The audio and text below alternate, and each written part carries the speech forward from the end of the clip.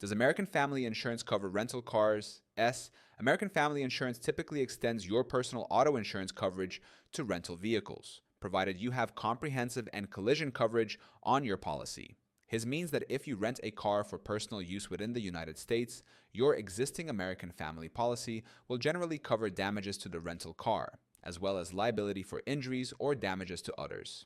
Key considerations: coverage, type. Ensure your policy includes comprehensive and collision coverage, as liability-only policies may not cover damages to the rental vehicle itself. Rental duration: overage is typically valid for rentals up to 30 days. For longer rental periods, it's advisable to consult with American Family to confirm continued coverage. Business use: standard personal auto policies may not cover rental cars used for business purposes.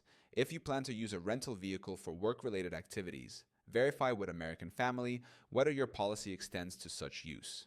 Loss of use fees: Entel companies may charge for the loss of use of the vehicle while it's being repaired.